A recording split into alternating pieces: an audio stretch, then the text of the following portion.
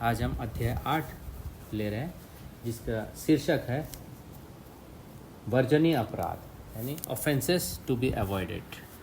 Offences यानी अपराध। अपराध वो है जो हमें भक्ति सेवा से हमें दूर कर देती है, वो क्रिया जिससे हम भक्ति विधि, भक्त संग, भगवान का सेवा, ये सब से हम दूर होते जाते हैं। तो हमें जानना चाहिए कि ऐसे वे कौन कौन से ऐसे कार्य है जो हमें नहीं करना चाहिए, जिससे अपराध होगा। तो यहाँ पर हम पढ़ते हैं, पूरक वैदिक साहित्य में भगवान की सेवा से संबंधित निम्नलिखित 32 अपराधों की सूची मिलती है। तो 32 अपराध है इसके अंदर। तो एक है, और जैसे जैसे हम आगे जाते हैं तो अब चर्चा करते रहेंगे। मोटरसाइकिल या पालकी में सवार होकर या जूता पहनकर अर्च विग्रह के मंदिर में प्रविष्ट नहीं होना चाहिए। स्वाभाविक है ना, क्यों नहीं होना चाहिए? क्योंकि मोटरसाइकिल में अगर जाएंगे या पालकी में जाएंगे तो क्या होगा कि ऐसा लग रहा है कि हम जो है हमें ज़्यादा सम्मान मिल रहा है, और लोग हमें ज़्यादा देखेंगे और भगवान को देखना छोड़ देंगे। तो ये वहाँ पर जब भी जाएं तो नम्रतापूर्वक जाएं। तो इसलिए गाड़ी में सीधा, मतलब कहने का मतलब है, कुछ लोग होते हैं ना, उनका अगर बस चले, कुछ लोग ऐसे भी होते हैं कि वो तो नहीं चाहते कि लाइन में जाएं, तो सीधा वो, बहुत से लोग ऐसे ही चाहते हैं कि हमको डायरेक्ट एंट्री मिले। तो ये एक अपराध है। मतलब इस तरह से मोटरसाइकिल इसलिए बताया क्योंकि अभी मोटरसाइकिल का उपयोग करते हैं। पालकी इसलिए लिखा कि पुराने समय में जब मोटरसाइकिल नहीं था तो लोग, बड़े बड़े लोग जो है ऐसा आशा करते थे कि पालकी में बैठ के जगह जगह घूमते थे वो। तो ये एक प्रकार का सेंस ग्रेटिफिकेशन है, इंद्रिय तृप्ति है, इंद्रिय भोग है। तो अभी मंदिर में हमें जाना चाहिए कैसे, यहाँ पर बताया कि कैसे नहीं जाना चाहिए, वो हमें देखना है, ये ध्यान रखना पड़ेगा। दूसरा है, भगवान की प्रसन्नता के लिए जन्माष्टमी तथा रथ यात्रा जैसे उत्सवों को मनाने से चूकना नहीं चाहिए। ये जो हमें अवॉइड करना चाहिए, वर्जनीय मतलब टू बी अवॉइडेड। सो जन्माष्टमी, रथ यात्रा या इसी तरह से हमारे उत्सव होते हैं मंदिर में। रामनवमी हो गया, नरसिंह चतुर्दशी हो गया, फिर राधा अष्टमी हो गया, श्री चैतन्य महाप्रभु प्राकट्य हो गया। ये सब जो फेस्टिवल है उसमें हमें अवश्य ही जाना चाहिए मंदिर में, सेवाओं करने के लिए, सेवा करने के लिए, भगवान के प्रसन्नता के लिए। मेन चीज़ क्या है? भगवान प्रसन्न हो। तीसरा है, अर्च विग्रह के समक्ष नतमस्तक होने में आनाकानी नहीं करनी चाहिए। स्वाभाविक है ना, अर्च विग्रह कौन है? स्वयं भगवान है।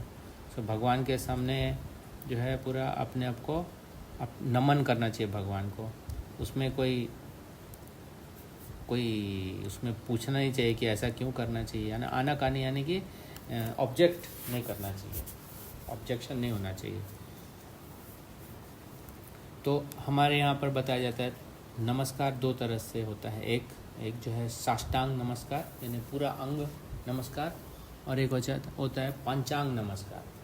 तो जो माताएं होती है उनके लिए पंचांग नमस्कार होता है, और साष्टांग नमस्कार जो पुरुष शरीर में है उनके लिए।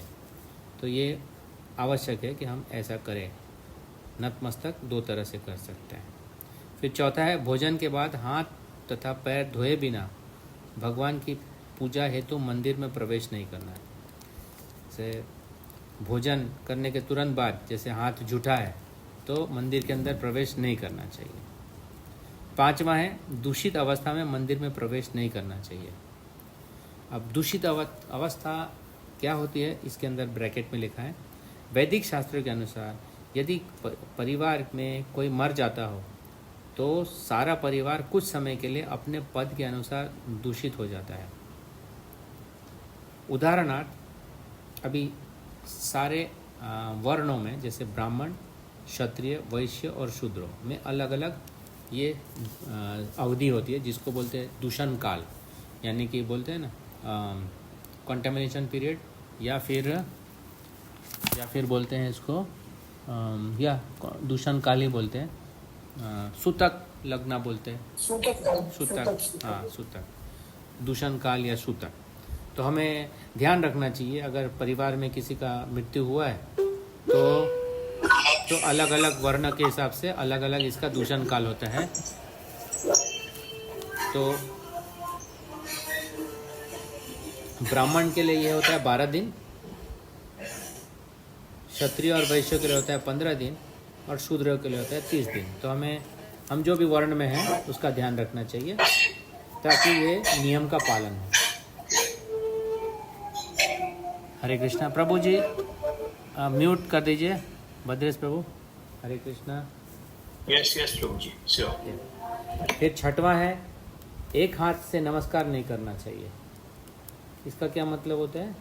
हमें दोनों हाथों से नमस्कार करना। दोनों हाथों को जब हम जोड़ते हैं तो हमारा एक भाव आता है। जब हम दोनों हाथों को जोड़ते हैं तो हमारे जो हथेली है वो क्या हृदय प्रदेश में जाता है, और हृदय में भगवान रहते हैं। तो एक विधि है, जब हम ऐसे हाथ जोड़ के प्रणाम करते हैं, तो जब हम जोड़ते हैं हाथ, तो ये हाथ है हृदय के पास रहता है। और एक भावना होती है कि हम जो है भगवान के विग्रह या गुरु या साधु या फिर जो हमारे वरिष्ठ है उनको हम नमन करते हैं। तो यहाँ पर अर्च विग्रह के बारे में बताया कि कभी भी हाथ जोड़कर ही नमस्कार करना चाहिए, और एक हाथ से नमस्कार नहीं करना चाहिए। यही जो आजकल सिस्टम है ना, एक हाथ से ऐसे ऐसे या ऐसे, जो अपने हम सामान्य तरह से हम जैसा बर्ताव अन्य लोगों से करते हैं वैसा नहीं करना है, क्योंकि यह विग्रह है। विग्रह मीन्स भगवान स्वयं। सातवां है, श्री कृष्ण के समक्ष परिक्रमा नहीं करनी चाहिए। समक्ष परिक्रमा नहीं करना चाहिए। मंदिर की परिक्रमा करने का नियम है कि अर्च विग्रह के दाहिने हाथ से परिक्रमा प्रारंभ करके मंदिर के बाहर प्रतिदिन कम से कम 3 परिक्रमा की जाए। मतलब जैसे विग्रह है तो विग्रह के सामने विग्रह श्री कृष्ण के समक्ष नहीं करना है परिक्रमा। जो ऑल्टर हो गया, ऑल्टर पूरा हो गया, ऑल्टर के बाहर, वैसे स्वाभाविक है कि जब हम लोग दर्शन करने आते हैं तो ऑल्टर के बाहर ही होते हैं हम लोग, तो वो पूरा परिक्रमा पूरा ऑल्टर के बाहर जो विग्रह है उसके बाहर होना चाहिए, और कम से कम 3 होना चाहिए। ज़्यादा भी कर सकते हैं, 3 कम से कम, ऐसा बताया गया है। फिर है 8वां है, अर्च विग्रह के समक्ष अपने पाँव नहीं फैलाना चाहिए, क्योंकि ये कई लोग मंदिर में बैठते हैं तो लोग ऐसे अननोइंगली ऐसे कर देते हैं सीधा पैर, मतलब वो बोलते हैं मेरे पैर में दर्द है तो पैर को फैला के बैठ जाते हैं, तो वो नहीं करना चाहिए। पाँव नहीं फैलाना चाहिए, तो पाँव को हमेशा ढक के रखना चाहिए और सीधा भगवान के तरफ नहीं होना चाहिए। फिर 9वां है, अपने हाथों से टखने, कुहनी या घुटने पकड़कर अर्च विग्रह के समक्ष नहीं बैठना चाहिए, है ना। वो कुछ लोग होते हैं घुटने पकड़ के बैठ जाते हैं, तो वो नहीं करना चाहिए। फिर 10वां है, कृष्ण के अर्च विग्रह के समक्ष लेटना नहीं चाहिए। ये क्यों लिखा है? क्योंकि बहुत लोग ऐसा करते होंगे, उस समय भी करते होंगे और अभी भी कुछ लोग हैं जो जानते नहीं हैं, लेट जाते हैं, तो भगवान के विग्रह के सामने लेटना नहीं चाहिए। 11वां है, अर्च विग्रह के समक्ष प्रसाद ग्रहण नहीं करना चाहिए। अर्च विग्रह के सामने कुछ किसी ने अगर प्रसाद दिया तो वो ग्रहण नहीं करना चाहिए। कहाँ करना चाहिए? अर्च विग्रह से हट के करना चाहिए। फिर अर्च विग्रह के समक्ष कभी झूठ नहीं बोलना चाहिए, है ना। अर्च विग्रह क्योंकि साक्षात भगवान है, वो देख रहे हैं, तो कभी भी उनके सामने झूठ नहीं बोलना चाहिए। इस बारे में एक आख्यान आता है, आपको पता है, साक्षी गोपाल, है ना। उसमें एक ब्राह्मण, मतलब 2 ब्राह्मण लोग बात कर रहे थे, एक वरिष्ठ ब्राह्मण और एक युवक ब्राह्मण। तो ये साक्षी गोपाल का जो है विवरण हम देख सकते हैं। तो वहाँ पर ही हमें ये पता चलता है कि भगवान के सामने तो झूठ नहीं बोलना चाहिए। और वो एक साक्षी दिया था, आपको पता होगा ये इस बारे में, कि वरिष्ठ ब्राह्मण ने जो युवक ब्राह्मण है उनको बात किया था कि उनकी पुत्री का विवाह मैं अपने आपसे करूँगा ऐसे। तो वो साक्षी था, मतलब भगवान वहाँ पे सामने प्रकट थे, तो वो जानते थे कि भगवान सामने है। उसी तरह से हमें भी यही समझना चाहिए, साक्षात ब्रजेंद्र नंदन प्रतिमा नहीं तुम्हें, ऐसा समझना चाहिए हमें वास्तव में कि वो भगवान सामने है, इसलिए कभी भी झूठ कुछ नहीं बोलना चाहिए। फिर है 13वां नंबर का है, अर्च विग्रह के समक्ष ऊंची आवाज़ में नहीं बोलना चाहिए। अर्च विग्रह क्योंकि भगवान स्वयं है, अब भगवान के सामने क्या बोलना चाहिए, तो भगवान के सामने तो उनका गुणगान करना चाहिए। तो ऊंची आवाज़ में बोलना मतलब क्या हुआ कि जब हम रजोगुण या तमोगुण में आ गए तो ऊंची आवाज़ में बोलेंगे, या हम ऐसा समझेंगे कि भगवान जो पत्थर है वो सुन नहीं रहे, तो वैसा भावना होगा तभी हम ऐसा करेंगे। इसलिए यहाँ पर लिखा है ऊंची आवाज़ में नहीं बोलना चाहिए, धीरे धीरे, अगर कोई बाजू में हो तो धीरे से ही बात करना चाहिए, ऊंची आवाज़ नहीं होना चाहिए। अर्च विग्रह के समक्ष अन्यों से बातें नहीं करना चाहिए, यहाँ पर वो भी बोल दिया है बातें नहीं करना चाहिए। इसलिए मंदिर में लिखा ना साइलेंट प्लीज़, साइलेंट रहता है, तो क्या ज़रूरत है दूसरा बातें करने का। हाँ, कोई सेवा से संबंधित हो तो अलग बात है, लेकिन अवॉइड करना चाहिए, अन्यों से बात नहीं करना चाहिए। अर्च विग्रह के समक्ष रोना या चिल्लाना नहीं चाहिए, वही बात है, कौन चिल्लाएगा कौन रोएगा जो अच्छे स्थिति में नहीं है, मन के अच्छे स्थिति में नहीं है। फिर है 16वां, अर्च विग्रह के समक्ष लड़ना झगड़ना नहीं चाहिए, ये भी वही है, जो तमोगुनी है वही लड़ेगा झगड़ेगा, तो यहाँ पर ये ऐसे ये अपराध है जो हमें ध्यान रखना चाहिए। फिर है 17वां नंबर है, अर्च विग्रह के समक्ष किसी को डांटना नहीं चाहिए, वही लड़ना झगड़ना मतलब एक व्यक्ति किसी को डांटता है तभी लड़ाई होता है, दोनों में वाद विवाद होता है, तो वो नहीं होना चाहिए। 18वां नंबर है, अर्च विग्रह के समय भिखारियों को भिक्षा नहीं देनी चाहिए, क्योंकि विग्रह है वहाँ पर, अब उनके सामने अगर हम किसी को दान दे रहे हैं तो मतलब कि हम जो भगवान सामने बैठे हैं उनको देख नहीं रहे हैं और हमारा ध्यान उधर नहीं है और हम किसी और को दान दे रहे हैं। एक्चुअली ये सब मतलब कभी कभी कुछ ऐसे मंदिर होते हैं जहाँ पर ओपन होता है सब जगह, तो वहाँ पर भी कुछ लोग आ सकते हैं भीख मांगने के लिए, तो अर्च विग्रह के सामने तो भीख नहीं देना चाहिए। फिर है 19 नंबर, अर्च विग्रह के समक्ष अन्यों से बहुत कटु वचन नहीं बोलना चाहिए, वही बात है, डांटना नहीं चाहिए किसी को, या फिर ये कटु वचन वो एक ही बात है। कटु वचन कभी कभी डांटने से भी ज़्यादा वचन है, तो वो कटु वचन हो गया, वो नहीं बोलना चाहिए। फिर 20वां है, अर्च विग्रह के समक्ष रोएदार कंबल नहीं ओढ़ना चाहिए। ऐसा क्यों लिखा है, अर्च विग्रह के समय रोएदार कंबल नहीं ओढ़ना चाहिए?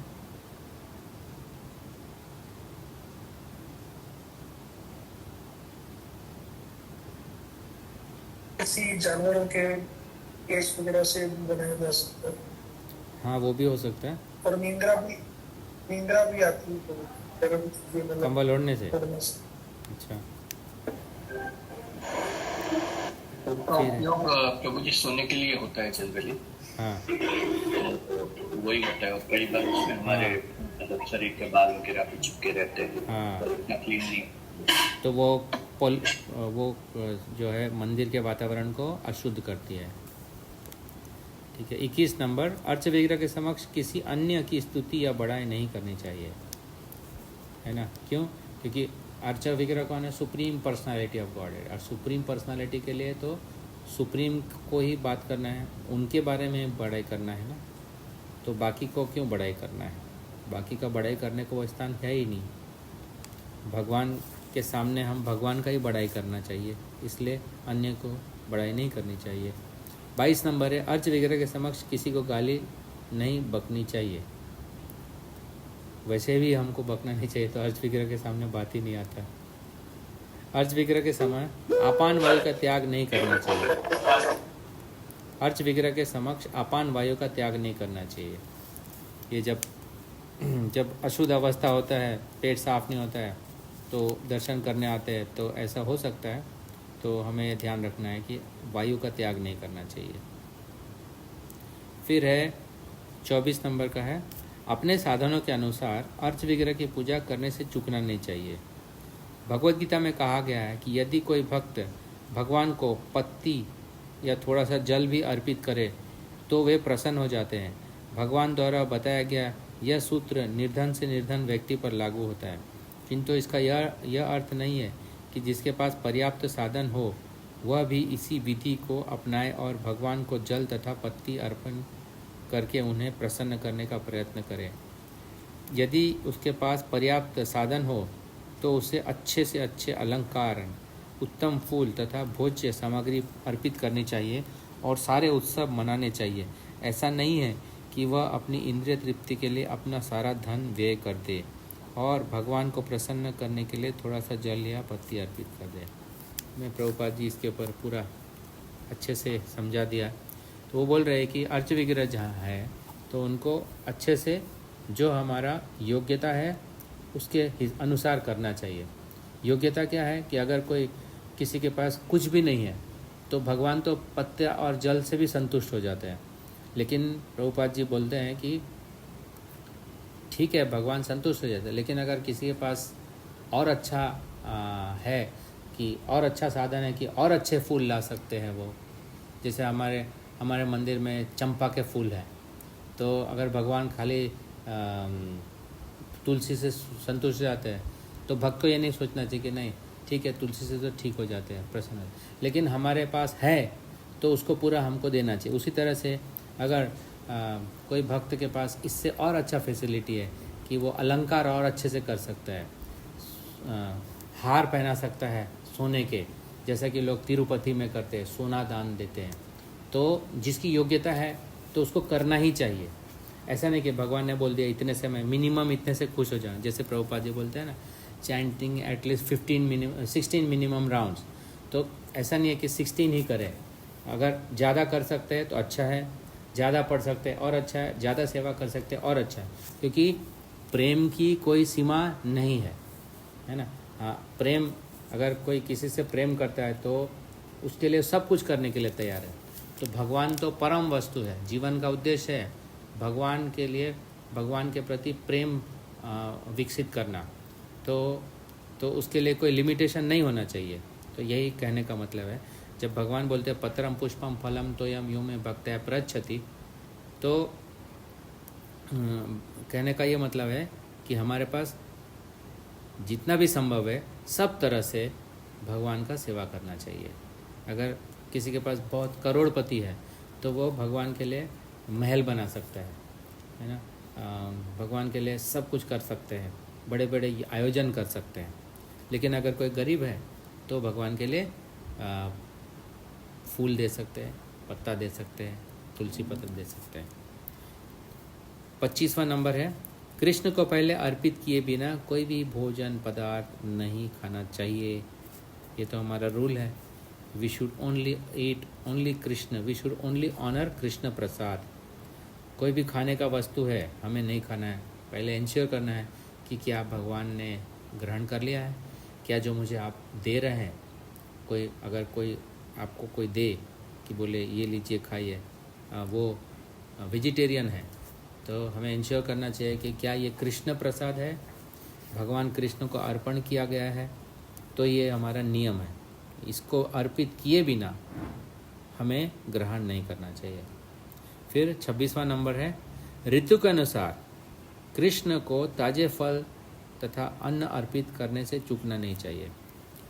ऋतु के अनुसार, हाँ, जैसे अभी ऋतु चल रहा है, अभी तो आम का ऋतु ख़त्म हो गया है ना, अभी दूसरा आम आ गया, लंगड़ा आम हो गया, हापुस ख़त्म हो गया। तो हमें जो जो जो चल रहा है सीज़न, क्योंकि सीज़न चल रहा है कि इसका मतलब है क्या, उस समय जो चीज़ उपलब्ध हो रहा है वो एकदम बिल्कुल ताज़े हैं। नहीं तो अगर सीज़न के बिना हम कर रहे हैं इसका मतलब हमको कोल्ड स्टोरेज से उठा रहे हैं या फिर वो रखा हुआ है बहुत समय तक, तो वो फ्रेश तो नहीं है। तो क्या हम भगवान को वो ऑफ़र कर सकते हैं? बिल्कुल नहीं कर सकते हैं। तो ऋतु में जो चीज़ आया वही फ्रेश है, ठीक है। तो ये यहाँ पर कहने का मतलब है। फिर 27 नंबर है भोजन बन जाने के बाद जब तक उसे अर्च विग्रह को अर्पित न कर दिया जाए तब तक उसे किसी को नहीं देना चाहिए। यही तो रूल है हमारा, ईट ओनली कृष्ण प्रसाद। इसका मतलब यही है कि सबसे पहले जब भोजन बना तो वो जाएगा भगवान को। भगवान जब नैवेद्य को स्वीकार करेंगे तो वो बन जाएगा कृष्ण प्रसाद, और उसके बाद ही किसी को अर्पण करना चाहिए। फिर है 28 नंबर, अर्च विग्रह की ओर पीठ करके नहीं बैठना चाहिए। ये 28 नंबर का श्लोक, 28 नंबर का अपराध है कि जब हम देखते हैं कि कक्षा चल रहा है, तो कक्षा हो रहा है या कुछ किसी से बात कर रहे हैं, तो हम एकदम से क्या होता है कि ध्यान नहीं जाता है कि वहाँ विग्रह है, तो पीठ नहीं दिखाना चाहिए विग्रह के तरफ। अगर कभी ऐसा ज़रूरत भी पड़ा तो पीठ को ध्यान रखें कि वो विग्रह की ओर न जाए और उसी हिसाब से बैठना चाहिए। अगर संभव नहीं है तो वहाँ पे बैठना नहीं चाहिए, थोड़ा अलग दिशा में बैठना चाहिए ताकि पीठ जो है वो विग्रह के तरफ न जाए।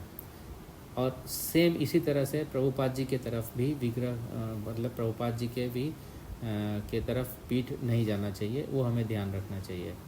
तो कई अलग अलग व्यवस्था होता है। कई मंदिर में जैसे प्रभुपाद जी सामने बैठे हैं, तो कई मंदिर में प्रभुपाद जी लेफ़्ट साइड में बैठे होते हैं। जैसे कि वृंदावन में आप देखेंगे तो प्रभुपाद जी लेफ़्ट साइड में बैठे हैं। तो हमें ध्यान रखना चाहिए कि जैसे प्रवचन हो रहा है या कुछ भी मीटिंग हो रहा है, तो हमें न विग्रह के तरफ पीठ होना चाहिए, न प्रभुपाद जी के तरफ पीठ होना चाहिए।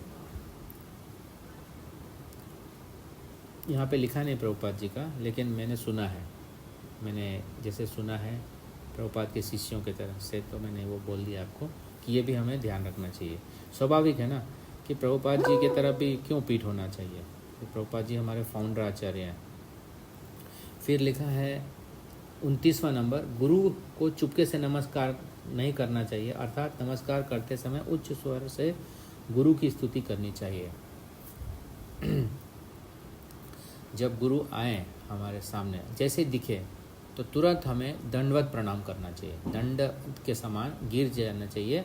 और गिर के क्या करना चाहिए, उनका जो प्रणाम मंत्र है ना, वो जोर से उच्चारण करना चाहिए ताकि उनको सुनाई दे, ताकि उनको पता चले कि एक व्यक्ति, एक मेरा शिष्य है, वो मुझे नमस्कार कर रहा है। क्योंकि उनके नोटिस में आना चाहिए कि कोई उन्हें ऑफ़र कर रहा है। ऑफ़र ओबिसेंसेस बोलते हैं ना, आई ऑफ़र माई रिस्पेक्टफुल।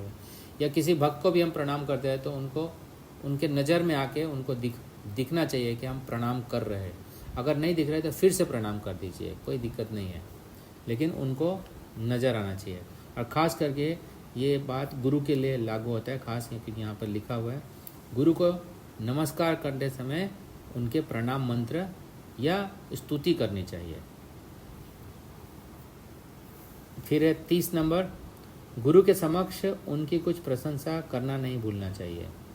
यही जो स्तुति है वो भी प्रशंसा ही है, प्रशंसा में आप बोल सकते हैं, लेकिन कभी भी गुरु का हेल्थ नहीं पूछना चाहिए। लोग ऐसे समझते हैं, फिर गुरु को पूछते हैं, गुरु महाराज आप कैसे हैं, आपका तबीयत कैसा है। नहीं, this is not the way, ये अच्छा नहीं है, उनको इस तरह से नहीं पूछना चाहिए। अभी कैसे पूछना चाहिए, तो उनके सर्वेंट को या उनके जो वरिष्ठ शिष्य है उनसे हमें पूछ लेना चाहिए, उनसे हमें इस बारे में विचार करना चाहिए। प्रश्न, ये जो पॉइंट है कि कैसे गुरु का प्रशंसा करना चाहिए, तो ये भी है इम्पोर्टेंट, क्योंकि जो वरिष्ठ शिष्य उनको पता होता है कि इस बारे में क्या करना चाहिए। फिर है 31, गुरु के समक्ष अपनी बड़ाई नहीं करनी चाहिए। मुझे याद आ रहा है कई बार ऐसा हमने देखते हैं, तो ये सब सुनने के बाद, ये सब गाइडेंस है जो है ना भक्ति में आगे जाने के लिए, ये गाइडेंस है। तो गुरु के समय में कभी ऐसा नहीं जाना चाहिए, नहीं बोलना चाहिए कि गुरु महाराज अभी हमने ये सेवा कर दिया और अभी हम ये सेवा करने जा रहे हैं और अभी हम ये करने जा रहे हैं। इस तरह से अपने बारे में मतलब बोलना नहीं चाहिए कि मैंने बहुत सेवा कर लिया है, इतने कर लिया है, इतना सेवा कर दिया, इतना फंड्स रेज कर दिया, इतना पुस्तक वितरण कर दिया। ज़रूरत नहीं है, जब गुरु पूछे तब बोलना चाहिए कभी भी। और यही नियम है, वैसे भी एक वैष्णव को कभी भी अपने बारे में गुणगान नहीं करना चाहिए, ये गुण है वैष्णव का। तो जब गुरु के सामने जा रहे हैं तो गुरु तो परम वैष्णव है एक शिष्य के लिए, तो वो उनके सामने अपना गुणगान कभी भी किसी, ये भौतिक जगत में भी ऐसा ही होता है कि कभी भी अपना ग्लोरिफिकेशन नहीं करना चाहिए। Let others glorify. हाँ, अगर हम में योग्यता है तो दूसरे ग्लोरीफाई करेंगे, लेकिन हमें कोई आशा नहीं रखना चाहिए कि कोई हमारा ग्लोरीफाई करे, क्योंकि हमारा कर्तव्य है कि हम दूसरों को ग्लोरीफाई करें। शिष्य कभी भी ग्लोरिफिकेशन सुनना पसंद नहीं करता। वो उनके गुरु या अन्य भक्तों, अन्य वैष्णवों के गुरु, अन्य वैष्णवों का जो है गुणगान सुनना पसंद करता है। वो गुरु के सामने अपनी बड़ाई नहीं करनी चाहिए। है हो गया 31 नंबर। अब 32 नंबर, अर्च विग्रह के समक्ष देवताओं का उपास नहीं करना चाहिए। है, देवताओं का उपास बिल्कुल नहीं करना चाहिए। क्यों? कि एक अपराध है। क्योंकि देवता जो है वो भगवान के जैसे चंद्र है, सूर्य देव है, वायुदेव है, अग्निदेव है, अलग अलग प्रकार के 33 करोड़ अलग अलग प्रकार के हम सुनते हैं। तो वो सब भगवान के विश्वास पात्र सेवक हैं, तो उनका कभी भी उपास नहीं करना चाहिए, है ना। देवताओं को, खास करके देवताओं, है ना, देवताओं को सम्मान देना चाहिए, क्योंकि देवता जो है वो भगवान के प्रतिनिधि है ना। तो यहाँ तो प्रश्न ही नहीं उठता है कि हमें उपहास नहीं करना चाहिए। तो ये है 32, ये जो 32 हमने अभी पढ़ा, ये 32 अपराधों की सूची है। ये 32 हमने पढ़ा, ये 32 अपराध है। इसके अतिरिक्त अपराधों में बहुत बड़ी संख्या है जिसका उल्लेख वराह पुराण में हुआ है। वो इस प्रकार है, ये 32 सेवा अपराध बोल सकते हैं। उसके अलावा और अपराध है जो वराह पुराण में है। क्यों हमें ये सब देखना चाहिए, क्यों हमें ध्यान रखना चाहिए इन अपराधों के प्रति? सजग रहना चाहिए, क्योंकि थोड़ा सा भी अगर हमसे अपराध होगा तो हम डिविएट हो जाएंगे, और हमें अनजाने में भी हो गया तो अनजाने जाने बिल्कुल ध्यान रखना। इसलिए कॉन्शियस मीन्स एक केयरफुल रहना चाहिए ना। देखिए हम हाईवे पे चल रहे हैं, तो हाईवे पे बहुत अच्छा स्पीड होता है और बहुत अच्छा चांस रहता है कि हम जल्दी से पहुंच जाएं। तो ये जो भक्ति है ना, हाईवे पे चलने जैसा है। लेकिन हाईवे पे चलने के साथ ये भी नोटिस लिखा रहता है, कई जगह पर लिखा रहता है, speed is good but speed thrills but it kills, ऐसा भी लिखा हुआ है। So we should be careful कि ऐसा नहीं कि हम हाईवे पे चल रहे हैं तो हम सेफ है, या हम दूसरे रोड पे भी चल रहे हैं तो सेफ्टी तो कहीं पर भी नहीं है। लेकिन इसीलिए क्योंकि हम दोनों जगह भौतिक जगत है, चाहे हाईवे हो चाहे नॉर्मल रोड हो। लेकिन हमें क्यों ध्यान रखना है? क्योंकि ये भौतिक जगत है, ये इस प्लेस क्या बोलते हैं, पदम पदम, हर पग पर डेंजर है।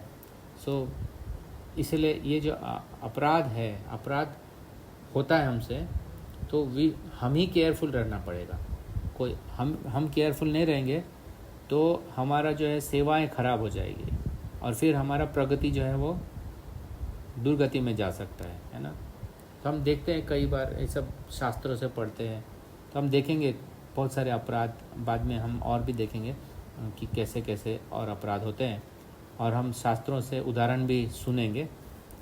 ठीक है, तो पहला है जो वराह पुराण में लिखा है, अंधेरे कमरे में अर्च विग्रह को नहीं छूना चाहिए। अंधेरे कमरे में अर्च विग्रह को नहीं छूना चाहिए। तो ऐसा क्यों है? क्योंकि आप समझिए, अर्च विग्रह भगवान ही है ना। तो अगर अंधेरा है और कोई कमरे में जा रहा है, अगर अर्च विग्रह है, एक व्यक्ति है ना, एक व्यक्ति है, पर्सन है। अगर आप भी, अगर मान लीजिए हम या आप भी अगर अंधेरे में हैं और कोई आ रहा है, तो कैसा लगेगा स्पर्श करना? ठीक वही भावना आप रखिए, क्योंकि भगवान भी हमारे जैसा ही है। मतलब हमारे जैसे, मतलब एक व्यक्ति है ना, वो भी, तो उनको भी अंधेरे में क्यों छूना है? क्योंकि विग्रह है वो ना। तो विग्रह को अंधेरे में क्यों देखना है? विग्रह को पूरे प्रकाश में देखना चाहिए। तो अंधेरे में छूने से हो सकता है कि हमने उनका चरण के जगह पर उनका मुकुट छू दिए, या फिर उनके बांसुरी छू दिए, तो क्या होगा? गिर जाएंगे। मतलब एक प्रकार का क्या हो गया, वो उनको चोट लग सकती है, तो इसलिए हमें ये नहीं करना चाहिए, अंधेरे कमरे में अर्च विग्रह को नहीं छूना चाहिए। दूसरा है अर्च विग्रह का पूजन के विधि विधानों का कड़ाई से पालन करना चाहिए। अच्छा, ये जो है बहुत आवश्यक है, क्योंकि हमें समझना चाहिए कि वो विग्रह जो है वो कोई डॉल नहीं है, कोई खिलौना नहीं है। जैसे बच्चे खिलौना से खेलते हैं, या फिर हम देखते हैं कि वो नहीं, छोटे बच्चे खेलते रहते हैं ना, फिर वो टूट जाता है, फिर ठीक है माँ बाप दूसरा ला के देते हैं। तो ये खिलौना नहीं है। अर्च विग्रह जो है वो साक्षात भगवान है। तो भगवान का सेवा जो है विधि विधान है ना। तो हमारे यहाँ पर विधि है, एक है भागवत विधि और दूसरा है पंचरात्र की विधि। तो ये दो प्रकार से सेवाएं होती है। तो जो विग्रह की सेवा होती है वो पंचरात्र की विधि से होती है सेवा, जो नारद जी ने दिया है, नारद पंचरात्र की विधि।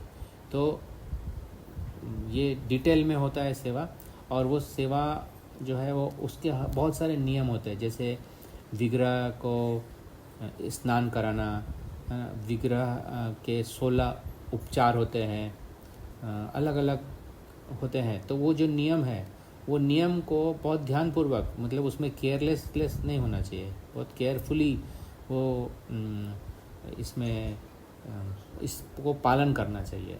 खास करके इसमें सफाई का बहुत ध्यान रखना पड़ता है, पंक्चुअलिटी का बहुत ध्यान रखना पड़ता है कि जब हम भगवान को भोग लगे टाइम पर हो, भगवान की आरती हो टाइम पर हो, ठीक है। फिर है तीसरा, कुछ ना कुछ ध्वनि किए बिना देव मंदिर में प्रवेश नहीं करना चाहिए। क्या होता है, जब हम एंट्री करते हैं ना मंदिर में, तो हम लोग जैसे सेम बात है, जैसे हम किसी के घर में जाते हैं, तो क्या घर में जाएंगे तो क्या करेंगे, पहले हम नॉक करेंगे। तो उसी तरह से, क्योंकि भगवान मंदिर में कौन रहते हैं, भगवान रहते हैं। तो भगवान के मंदिर में जैसे प्रवेश करते हैं तो क्या है, कुछ बजा के, कुछ संकेत करके जाना चाहिए। संकेत, घंटी या दरवाजे पे खटखटाएंगे हल्का सा, तभी प्रवेश करना है। कुछ न कुछ ध्वनि किए बिना मंदिर में प्रवेश नहीं करना चाहिए, एक अपराध हुआ। चौथा है, कुत्तों या निम्न पशुओं द्वारा देखा गया भोज्य पदार्थ अर्च विग्रह पर नहीं चढ़ाना चाहिए, है ना। ये नियम है, कुत्ता या निम्न पशु द्वारा देखा गया। अभी जैसे आप देखते हैं ना मंदिर में क्या होता है, आप भगवान का भोग बनता है तो वो उसको ढक करके, थाली में जो भगवान को जो भोग लगता है तो ढका जाता है उसको कपड़े से, और फिर बाद में भगवान के समक्ष अर्पण किया जाता है। तो यहाँ पर क्या लिखा है, चौथा अपराध क्या है, कुत्तों या निम्न पशुओं। कुत्ता मतलब कुत्ता हो गया, और निम्न पशु मतलब बिल्ली या इस तरह से जो है वो कुत्ता बिल्ली, बंदर, गधा, ये सब निम्न हो गया। तो यहाँ पर बताया कि उनके द्वारा अगर उन्होंने देख लिया एक बार, ठीक है, तो क्या हो गया, आपको पता है कुत्ता जो है वो क्या करता है, उसका सूंघने का बहुत शक्ति होता है। तो कुत्ते के पास कुछ भी क्या, उसका आदत होता है सूंघने का। तो जो भगवान को भोग लगाने वाला नैवेद्य है, वो अगर पता चल गया कि कुत्ते को पता चल गया कि ये जा रहा है, तो वो क्या करेगा, सूंघ लेगा उसको। सूंघ लिया तो क्या हो गया, वो ऑफ़र होने से पहले ही किसी ने खा लिया उसको। तो इसलिए जिनके पास, कुछ लोग होते हैं ऐसे जो कुत्ता रखना चाहते हैं अपने घर में या अन्य पशु रखना चाहते हैं, तो आप समझ लीजिए उनके घर में अगर ये भगवान को भोग लगा रहे हैं तो वो भगवान को भोग चढ़ता ही नहीं है, क्योंकि पहले ही वो कंटेमिनेट हो चुका होता है। तो ऐसे में अर्च विग्रह पर भोज्य पदार्थ जो है वो नहीं चढ़ाना चाहिए। ये चौथा अपराध है। पांचवा है, पूजा करते समय मौन भंग नहीं करना चाहिए। आप देखते हैं जब विग्रह का पूजा होता है तो वो जो पुजारी है, जो पूजा कर रहे हैं, उनको मंत्र का उच्चारण करते हैं, तो और वो एक सीक्वेंस में रहता है। तो ऐसा नहीं कि बीच में कोई आ गया तो बात कर लिया। तो ये सब मौन मतलब क्या है, मौन का मतलब ये है कि उनका जो केंद्र है, उनका जो ध्यान है पूजा में पूरा लगा रहता है, तो उसको बोलते हैं मौन। मौन मतलब वो दूसरे से बात नहीं करेगा, है ना, तो वो मौन भंग नहीं करना चाहिए। फिर छठवां है, पूजा में व्यस्त रहते समय पेशाब या टट्टी करने नहीं जाना चाहिए। अगर पूजा कर रहा है कोई, तो ऐसा नहीं कि अभी पूजा कर रहा है तो अभी ये हो गया टट्टी या पेशाब, तो उसको पहले इंश्योर करना चाहिए कि मेरा पेट साफ हो, उसके बाद ही जाए। तो ये जो है ब्रेक लग जाएगा तो ये अपराध है। फिर है सातवां, कुछ फूल चढ़ाए बिना धूप दान नहीं करना चाहिए। धूप दान कब करना चाहिए? पहले बोलते हैं कि पहले फूल चढ़ाना चाहिए, उसके बाद ही धूप दान करना चाहिए। फिर है आठवां, सुगंध रहित व्यर्थ फूलों को अर्पित नहीं करना चाहिए। क्या है, भगवान है ना, सुप्रीम पर्सनालिटी है, परम पुरुष है, तो उनको जो फूल अर्पण करेंगे तो फूल क्यों देना है हमको? उनको फूल इसलिए देना है क्योंकि फूल सुगंधित होना चाहिए, है ना। अभी मैंने बताया चंपा के फूल बहुत सुगंध होता है उसमें, गुलाब के फूल बहुत सुगंध होता है उसमें, तो ये सब, गेंदा का फूल बहुत सुगंध होता है उसमें, तो जो सुगंध वाला फूल है वही देना चाहिए। कभी कभी हमने देखा है कि कुछ ऐसे फूल होते हैं जिसमें सुगंध ही नहीं है, तो सुगंध नहीं है तो वो फूल भगवान क्या करेंगे लेके? तो भगवान एक व्यक्ति है ना, वो भी तो सूंघते हैं ना भगवान, तो इसलिए यहाँ पर लिखा सुगंध रहित व्यर्थ फूलों को अर्पित नहीं करना चाहिए। अगर हमें पता चला है कि इसमें सुगंध नहीं है तो उसको ज़रूरत नहीं है, ऑफ़र नहीं करना है। अच्छे वाले बहुत सुगंधित फूल, सबसे अच्छे वाले चुन के उनको देना चाहिए। कि ये सब भावनाएं हैं ना, भावना किसके लिए होती है? भावना जिसके लिए प्रेम है उसी के लिए भावना होती है ना। फिर है आठवां है, सुगंध रहित व्यर्थ फूलों को अर्पित नहीं करना चाहिए। वही बात है, जो बेकार के फूल हैं जिसमें सुगंध नहीं है उसी को अलग तरह से। अच्छा ये तो हो गया, ठीक है। फिर है नौवां, प्रतिदिन दांतों को सावधानी से साफ करना नहीं भूलना चाहिए ना। ये पर्सनल क्लीनलीनेस हाइजीन में आ गया। दांतों को अवश्य ही साफ़ करना चाहिए। सुबह उठ के सबसे पहले दांत को ब्रश करके, टॉयलेट पास करके, स्नान करके ही भगवान का सेवा करना चाहिए। फिर है 10वां, मैथुन के बाद सीधे मंदिर में प्रवेश नहीं करना चाहिए। स्वाभाविक है क्योंकि अशुद्ध अवस्था है। फिर है 11, स्त्री को रजो दर्शन काल में स्पर्श नहीं करना चाहिए। ये भी क्लियर है। फिर है 12, शव को छूकर मंदिर में प्रवेश नहीं करना चाहिए। अगर किसी के क्रिमेशन में गए तो शव को छू लिया या उनका वस्त्र भी छू लिया या कोई भी मतलब किसी प्रकार से उनको स्पर्श कर लिया बॉडी को, तो भी उसके बाद ऐसा होने के बाद मंदिर में प्रवेश नहीं करना चाहिए। फिर है 13वां नंबर, लाल, नीले या बिना धुले वस्त्र पहनकर मंदिर में प्रवेश नहीं करना चाहिए। लाल, नीले या बिना धुले। लाल क्योंकि भड़कीला होता है, नीला भी भड़कीला होता है, और बिना धुले क्योंकि वो अपवित्र है, वो पहन के नहीं आना चाहिए। क्यों लाल नीला पहनना चाहिए? नहीं पहनना चाहिए क्योंकि ये भड़कीला जो वस्त्र पहनेगा ना तो सबका नज़र आपके ऊपर जाएगा। अरे ये कौन आ गया, एकदम से चमकीला पहन लिया, नीला एकदम ब्राइट, तो ये भी एक अपराध है। और बिना धुले तो कोई सवाल ही नहीं है। बिना धुले वस्त्र तो पहनना तो आउट ऑफ क्वेश्चन है।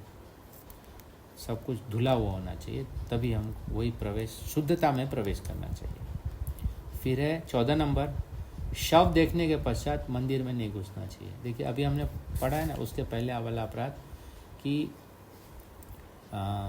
शव को छूकर मंदिर में प्रवेश नहीं करना चाहिए। अब आगे ये भी है, इवन शव को देखने के बाद भी मंदिर में प्रवेश नहीं करना चाहिए।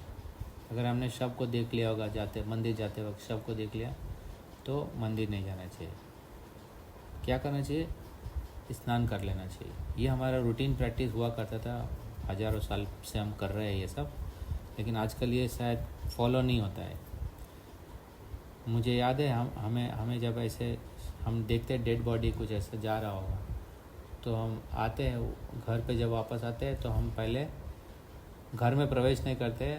घर में जैसे आते हैं, अंदर आने से पहले ही हमें गंगा जल या गौमूत्र से अपने आप को छिड़काव करना चाहिए और स्नान करना चाहिए। तो वैसे तो आजकल क्या है, फिर घर में घुस के फिर हमारा रूम के अंदर ही बाथरूम होता है, तो बहुत अजीब है अभी का जो व्यवस्था है। पहले के व्यवस्था में क्या था कि बाथरूम और टॉयलेट जो है घर के बाहर हुआ करते थे, तो पवित्रता जो है वो बनी रहती थी। अब तो क्या है, एक ही रूम में, मैंने सुना था कई ऐसे बोलते हैं कि हम बहुत प्रगति कर चुके थे, अभी तक बहुत प्रगति कर चुके हैं हम लोग क्या करते हैं, पहले के समय में लोग क्या करते थे कि घर में खाते थे और बाहर जो है वो टॉयलेट करने जाते थे, घर के बाहर। अभी बहुत प्रगति कर चुके हैं हम, फिर बाहर से खाते हैं और घर में टॉयलेट करते हैं। ऐसी है अभी स्थिति उल्टी हो गई, कलयुग है ना, सब उल्टा चल रहा है। फिर है 15वां नंबर है, मंदिर के भीतर आपान वायु को त्याग नहीं करना चाहिए। ये अभी जो हमने पढ़ा था वही उसी का रिपीटेशन है जो अब वराह पुराण में भी दिया हुआ है ना। अर्च वगैरह के समक्ष आपान वायु का त्याग नहीं करना चाहिए, अर्च वगैरह के समक्ष था, और यहाँ पर लिखा मंदिर में भी आपान वायु का त्याग नहीं करना चाहिए। 15 नंबर का हो गया। अब 16 नंबर है, मंदिर के भीतर क्रुद्ध नहीं होना चाहिए, सिमिलर टू डांटना नहीं और लड़ाई झगड़ा नहीं करना, जो अभी हमने पहले 32 अपराध में पढ़ा है। फिर है 7वां, शमशान जाने के बाद मंदिर में प्रवेश नहीं करना चाहिए। ये भी उसी तरह से है, यहाँ पर डेड बॉडी को छू कर है, अब यहाँ पे शमशान जाने। जब शमशान गए तो हमारे कंटेमिनेशन हो ही गया है किसी न किसी तरह से, उसके बाद मंदिर में प्रवेश नहीं करना चाहिए। इसमें सबसे जो सूक्ष्म दिख रहा है मुझे वो है कि शव को देखने के बाद भी मंदिर में, जब शव को देखने के बाद भी मंदिर में प्रवेश नहीं करना चाहिए, तो शव को छूकर और शमशान में जाने के बाद मंदिर में प्रवेश करने का तो कोई सवाल ही नहीं आएगा, है ना, क्योंकि शव को देखना जो है वहीं पर ही कॉन्टेमिनेट होगा। ठीक है। फिर आगे लिखा है 18वां नंबर का अपराध है, अर्च विग्रह के समक्ष डकार नहीं लेना चाहिए। अतएव जब तक भोजन पूरी तरह से न पच जाए तब तक मंदिर में प्रवेश नहीं करना चाहिए। तो ये सब हमारे लिविंग स्टाइल से संबंधित है। क्यों है? क्योंकि ऐसा होता है कि अगर हमने देर से खाया तो पचेगा नहीं। लोगों का आदत है देर से आने का है, खाने का है, रात को देर से खाने का, तो खाएगा देर से तो पचेगा नहीं, और पचेगा नहीं तो जैसे सुबह उठते हैं तो वो उठने के बाद जो है पेट साफ़ होगा नहीं, और पेट साफ़ नहीं होगा तो फिर जब मंदिर में जाएंगे तो फिर वहीं पर वो समस्या आएगा, डकार आएगा या फिर आपान वायु आएगा, तो वो दोनों ही वर्जित हैं। 19 नंबर है, गांजा नहीं पीना चाहिए, यानी नशा नहीं करना चाहिए, गांजा तो खास नहीं पीना चाहिए। दूसरा 20वां नंबर है, अफीम या अन्य नशीली वस्तुओं को ग्रहण नहीं करना चाहिए। नशीली हमें बताया, नशीली मतलब कॉफ़ी, चाय, सिगरेट, बीड़ी, तंबाकू, ये सब आ गया उसमें नशीली वस्तु में। अब तो कुछ ऐसे ड्रिंक भी आते हैं, उसको लोग पीते हैं और उसमें बोलते हैं कि इसमें कैफीन रहता है, और वो पीते हैं और टेंशन ख़त्म हो जाता है उनका। ये आजकल हमने देखा है कि यूथ लोग भी कर रहे हैं, ऐसे बच्चे लोग भी कर रहे हैं। एक बॉटल आता है और वो बोलते हैं कि ड्रिंक है एक प्रकार का, और उसमें कैफीन पूरा रहता है, तो वो भी इसी तरह से है, वो नशीली वस्तु में आ गया। ठीक है। फिर कई बार ऐसा है, चॉकलेट और कई ऐसा कुछ होता है जिसमें कैफीन होता है, या कॉफ़ी होता है, कॉफ़ी फ्लेवर। अच्छा, एक और चीज़ है, कॉफ़ी फ्लेवर और कॉफ़ी लेना वो भी एक ही हो गया, क्योंकि उसमें क्या है, इंटेंशन क्या है, वो बोल रहे हैं कि फ्लेवर है, लेकिन फ्लेवर भी तो वही चीज़ हमें बताएगा ना कि कॉफ़ी जैसा ही कुछ फीलिंग है ना, तो वो भी इसी तरह से। ये सब सूक्ष्म स्तर पर होता है, लेकिन ये भी अपराधी है। तो ये सब नशीली वस्तुओं में आ गया। फिर 21, शरीर में तेल लगाने के बाद अर्च विग्रह के कक्ष में प्रवेश नहीं करना चाहिए, अथवा अर्च विग्रह के शरीर का स्पर्श नहीं करना चाहिए। तेल लगाने के बाद, क्योंकि तेल लगाने के बाद तो नहाना चाहिए, या फिर तेल लगाने के बाद व्यक्ति सो जाते हैं और बाद में सुबह उठते हैं तो जब नहाते हैं तो तेल सब वॉश आउट हो जाता है। तो यहाँ पर ये भी है कि शायद कुछ लोग ऐसा भी करते होंगे, इसलिए यहाँ लिखा है तेल लगाने के बाद अर्च विग्रह के कक्ष में प्रवेश नहीं करना चाहिए। फिर है 22 नंबर, भगवान की श्रेष्ठता बतलाने वाले शास्त्र के प्रति अनादर नहीं करना चाहिए। भगवान श्रेष्ठ है, हर जगह लिखा है, तो उनके श्रेष्ठता को बताने वाला शास्त्र है ना, भागवत हो गया, भगवद गीता, सब तो शास्त्र जो वैष्णव शास्त्र है वो श्रेष्ठता ही बताते हैं, तो उसका अनादर नहीं करना चाहिए। फिर है 23 नंबर, किसी विरोधी शास्त्र का सूत्रपात नहीं करना चाहिए। किसी विरोधी शास्त्र का सूत्रपात नहीं करना चाहिए, यानी कुछ ऐसे शास्त्र भी है जिसे हमने सुना है कि जैसे पुराण है ना, तो वेद व्यास ने पुराण की रचना की है, तो 6 पुराण रजोगुणी के लिए है, 6 पुराण सतोगुण के लिए है और 6 पुराण तमोगुणी के लिए है। यानी ये पुराण तमोगुणी नहीं है, लेकिन जो लोग हैं प्रकृति के 3 गुणों में है ना, 3 तरह के लोग हैं, तो वेद व्यास ने इसी तरह से रचना की थी कि ताकि सभी तरह के लोग हैं, तमोगुणी हो तो धीरे धीरे वो रजोगुणी हो, और रजोगुणी होने के बाद सतोगुणी में आके भगवान से जुड़े, तो इसीलिए ये सब का रचना किया गया था। तो कभी कभी ऐसा भी हो सकता है कि जैसे कोई तमोगुणी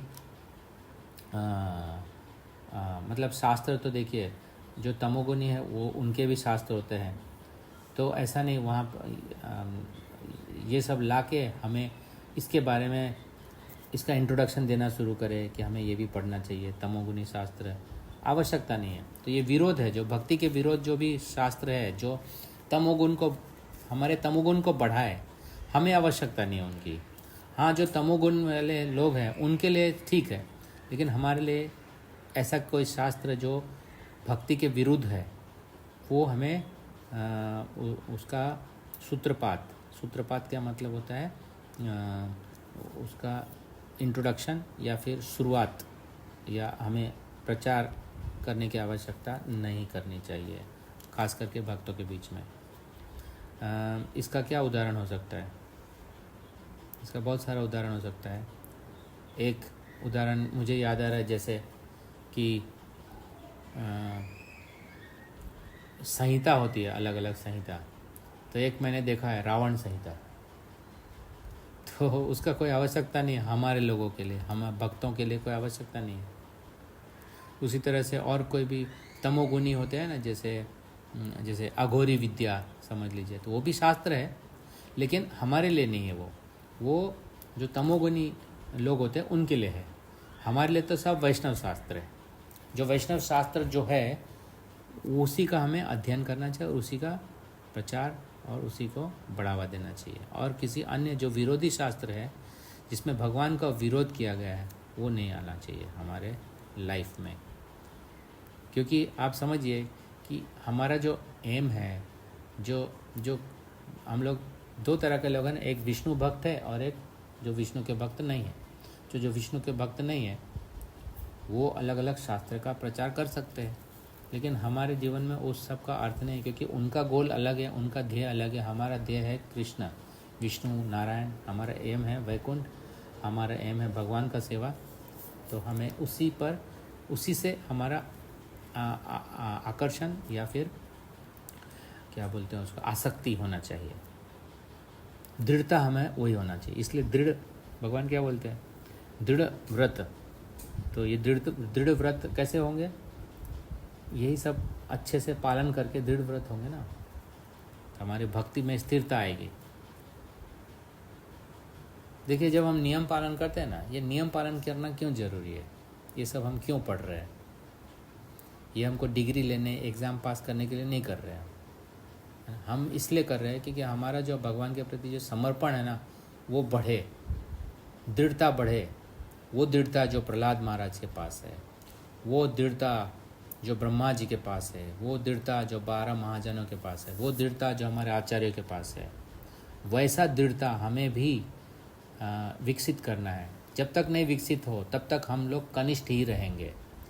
इसलिए जब कनिष्ठ रहेंगे तो हम आसानी से श्रद्धा बदलते जाएंगे, कोमल श्रद्धा होगा। हमने पढ़ा ना, कनिष्ठ, मध्यम और उत्तम भक्त। हमें क्या करना चाहिए? हमें मध्यम से उत्तम भक्त बनना चाहिए। तो इसलिए ये सब नियम जितना हम पालन करेंगे तो हमारा दृढ़ता उतना ही स्थिरता में कन्वर्ट होगी। स्थिरता हम होते जाएंगे, स्थिर होते जाएंगे। और जैसा भगवान चाहते हैं हमसे, भगवान क्या चाहते हैं? अनन्य, क्या बोलते हैं भगवान? बोलते हैं 11वां अध्याय में भगवान बोलते हैं कि मत कृण मत भक्त, मेरे भक्त बनो। क्या 55वां नंबर का श्लोक है, जो आप देखिएगा क्या आता है। 55वां नंबर का श्लोक 55, 11वें अध्याय का 55वां नंबर का श्लोक है। उसमें भगवान ये बोल रहे हैं कि मुझसे आसक्ति रखो, मेरे लिए कर्म करो, संग वर्जिता मतलब जो दूसरे लोगों के जो संग है, जो भक्ति नहीं करते, उनसे दूर रहिए। निर्वैर सर्वभूतेषु, सभी जो जीवात्मा है, जीवात्मा को भगवान का अंश समझ के उनको प्रचार करें। निर्वैर सर्वभूत, ऐसे भक्त मुझे बहुत प्रिय है। तो ये सब तो ये सब कब हम हो सकेगा? हम में ये सब गुण कब आएगा? जब हम भक्ति के नियम के प्रति सजग, जैसे मैंने बोला ना, हाईवे पे हम चल रहे हैं, लेकिन ऐसा नहीं है कि हाईवे पे चल रहे हैं तो we should be careful in driving, careful in following the rules. We should, हमें पूरा सीट बेल्ट को अच्छे से पहनना है, स्पीड को मेंटेन करना है, ठीक है, टायर के प्रेशर को ठीक रखना है। वही है यहाँ पर कि हमें विग्रह के सामने क्या करना है, भक्तों से कैसे बर्ताव करना है, ये सब अगर हम पढ़ेंगे तो ही हमारा जो है दृढ़ता बढ़ेगी। और भगवान तभी हमसे खुश होंगे जब हम भक्तों के साथ हम सहयोग करेंगे। इस तरह से सहयोग मतलब नियम का पालन करना, ठीक है। फिर है अर्च विग्रह के समक्ष पान नहीं खाना चाहिए। ठीक है। वैसे भी अर्च विग्रह के सामने खाली जगन्नाथ रथ यात्रा होता है, उस समय हम लोग जब प्रसाद देते हैं तो हमें ले लेना चाहिए। लेकिन खास करके जब अर्च विग्रह के सामने अगर कोई पुजारी हमें प्रसाद देते हैं तो हमें उनको लेके अभी तुरंत ग्रहण नहीं करना चाहिए। उनके सामने अलग स्थान में जाके ग्रहण करना चाहिए। उसका कारण भी है कि हम जब प्रसाद ग्रहण करते हैं तो कुछ नीचे गिरेगा, फिर वो जो एरिया है मंदिर के स्थान, वो अपवित्र होगा। तो वो हमें इसके लिए ध्यान रखना चाहिए, ठीक है। चरणामृत जो है उसी समय ले सकते हैं, और चरणामृत लेने में भी बहुत ध्यान रखना चाहिए। चरणामृत का एक भी बूंद नीचे नहीं गिरना चाहिए। अगर गिर गया तो उसको तुरंत उठा लेना चाहिए, साफ़ कर देना चाहिए। नहीं तो अगर उसके ऊपर किसी का पैर लगा तो वो भी अपराध है, ठीक है। तो फिर है 25 नंबर है, गंदे पात्र में रखे फूल को नहीं चढ़ाना चाहिए। ये भी है। स्वच्छता जो है, सूची के बारे में है।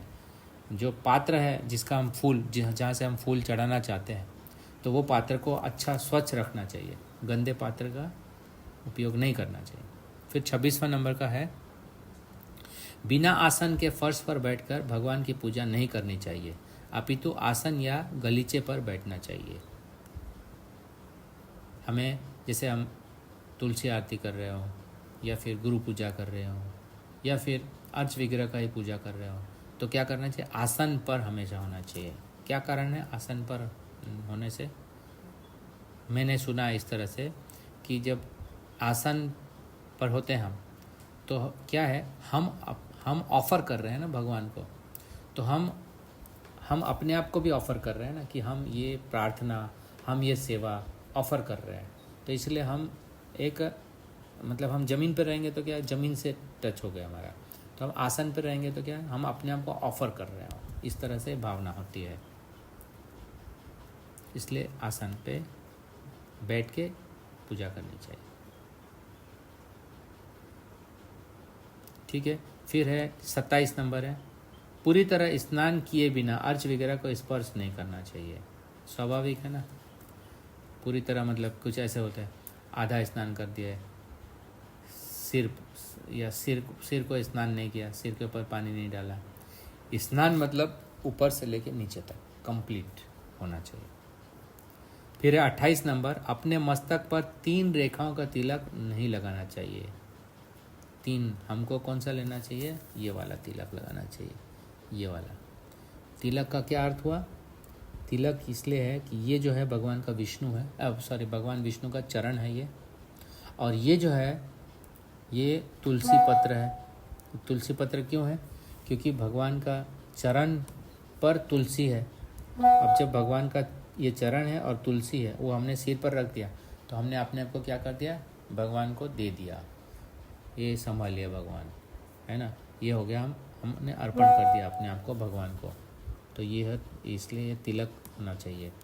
तिलक का अर्थ हुआ ये भगवान विष्णु का चरण, और ये भगवान विष्णु का के लिए ये तुलसी। तो जब चरण, भगवान का चरण और तुलसी हमारे सिर के ऊपर रख दिया, यानी हमने भगवान के वर्चस्व, भगवान के सत्ता को अपने सिर के ऊपर रखा है। हमने भगवान को धारण कर लिया है, अपने सिर के ऊपर रखा है। ठीक है। फिर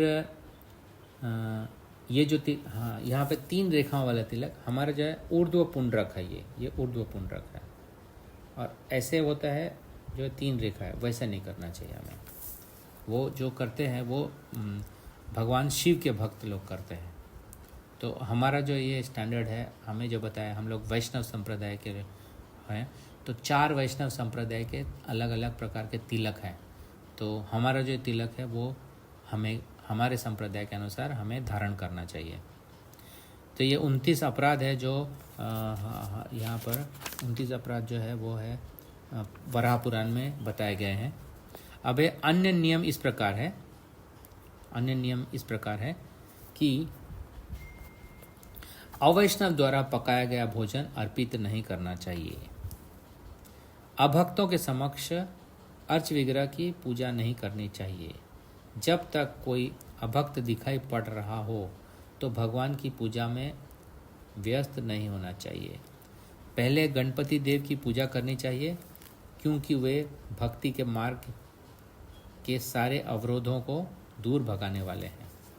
ब्रह्म संहिता में कहा गया है कि गणपति भगवान नरसिंह देव के चरण कमलों की पूजा करते हैं। इस तरह वे समस्त बाधाओं को दूर करने में भक्तों के लिए कल्याणकारी बन चुके हैं। इसलिए सारे भक्तों को गणपति की पूजा करनी चाहिए।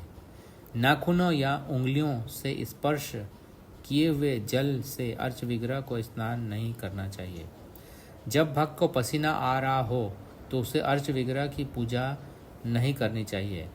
इसी तरह से अन्य अनेक निषेध हैं। उदाहरणार्थ, न तो अर्च विग्रह पर चढ़ाए गए फूलों के ऊपर से कूदें, न ऊपर पांव रखें, न ही ईश्वर के नाम से कोई प्रतिज्ञा करें। ये विविध प्रकार के अपराध भक्ति साधना के विषय में हैं और मनुष्य को चाहिए कि इनसे बचने के लिए सचेत रहें, है ना। ये इसको आप चर्चा कर सकते हैं इसके बारे में। जब हम भगवान को अर्च विग्रह को भोग चढ़ाएं, तो यहाँ पर लिखा है जो भगवान के भक्त है वही पकाना चाहिए उनको। ऐसा नहीं कि हमको भोग लगाना है तो होटल में ऑर्डर कर दिया, पाव भाजी ऑफ़र कर दिया, बोलेंगे पाव यहाँ से मंगा लिए, भाजी यहाँ से मंगा लिए, रोटी का ऑर्डर कर दिया क्योंकि हम नहीं बना सकते, और फिर बाद में ऑफ़र कर दिया। तो भगवान कोई मशीन नहीं है कि एक मशीन नहीं है, ऑफरिंग मशीन, और एक मंत्र बोल दिया। ये 3 मंत्र बोलते हैं ना हम लोग। एक प्रभुपाद का मंत्र हो गया, फिर एक है जो रूप गोस्वामी ने बताया है वो बोल दिया, फिर बाद में एक विष्णु पुराण का मंत्र बोल दिया, नमो ब्रह्मण देवाय गो ब्रह्मणिताय, ऐसा बोल दिया, और भगवान ने हमारा भाव को ले लिया और बाद में भगवान ने वो भोग को खा लिया। तो ऐसा नहीं है। यहाँ पर लिखा है कि अवैष्णव द्वारा पकाया भोजन अर्पित नहीं करना चाहिए। क्लियर कट इंस्ट्रक्शन है। अगर अर्पित हो भी गया तो वो स्वीकार नहीं होगा। मैकेनिकली हमने कर दिया, अपने मन को मनाने के लिए कर दिया, परंतु वो शुद्ध भक्ति नहीं है। इसी तरह से आगे बताया गया है कि कोई अभक्त दिख रहा है तो भगवान की पूजा उसके सामने नहीं करना चाहिए, क्योंकि उनका कुछ और भाव रहता है। फिर बाद में बताया गणपति की पूजा करनी चाहिए, क्योंकि वो भक्ति के मार्ग में सारे अवरोधों को दूर करते हैं। ठीक है। अब यहाँ पर जो लिखा है गणपति की पूजा करनी चाहिए, तो हमें ये नहीं समझना चाहिए कि चलो यहाँ पे बोल दिया है अभी गणपति दादा को ले आए हम। नहीं, आगे लिखा है वो पढ़ना है। आगे लिखा है कि हम नरसिंह देव का जो पूजा करते हैं ना, उसमें गणपति का पूजा भी आ गया, क्योंकि आप वो उसको ध्यान से पढ़ेंगे। यत पाद पल्लम युगम विनिधाय कुंभ द्वंद्वे प्रणाम समय सगणाधिराजा विज्ञान बुहिंतमलस्य जगतत्रयस्य गोविंदमादि पुरुषम तमहम भजामि। यहाँ पर बताया ब्रह्म संहिता में, आप पढ़िएगा, ब्रह्म संहिता में बताया गया है कि जो भगवान नरसिंह देव है वो भगवान मतलब स्वयं कृष्ण है, उनके चरण कमलों का पूजा गणपति जी करते हैं। इसलिए अगर हमने अगर नरसिंह देव का पूजा कर रहे हैं, हमारे ऑल्टर में होते हैं नरसिंह देव, तो गणपति जी का भी पूजा उसमें सम्मिलित है। ब्रह्म संहिता पढ़िएगा तो और अच्छे से स्पष्ट हो जाएगा। फिर आगे यहाँ पे लिखा है मतलब कहने का मतलब है गणपति जी का अलग से पूजा करने का हमें आवश्यक नहीं है, क्योंकि यहाँ पे प्रभुपाद जी रेफरेंस दे रहे हैं ब्रह्म संहिता का। हम नरसिंह देव का पूजा कर रहे हैं तो उसमें सम्मिलित है। विघ्नहर्ता क्यों हमें मतलब गणपति जी का पूजा करते हैं, क्यों? क्योंकि वो विघ्नहर्ता है। लेकिन नरसिंह देव जो है वो सर्व विघ्नहर्ता है। वो भौतिक विघ्नहर्ता भी है और आध्यात्मिक विघ्नहर्ता भी है। ठीक है। फिर यहाँ पे आगे लिखा है कि अगर किसी को पसीना आ रहा है तो वो अर्च विग्रह की पूजा नहीं करना चाहिए, क्योंकि पसीना गिरेगा तो और अपराध होगा, कॉन्टेमिनेट होगा ना विग्रह, इसलिए। फिर अर्च विग्रह को अगर चढ़ा दिया फूल, तो वो ऐसा नहीं कि फूल को फेंको तो क्या होगा, किसी का चरण लग जाएगा तो वो अपराध हो जाएगा, पाँव लग जाएगा ना। ठीक है। तो इस तरह से ये सब अपराध से हमें बचना चाहिए। फिर लिखा है पद्म पुराण में कहा गया है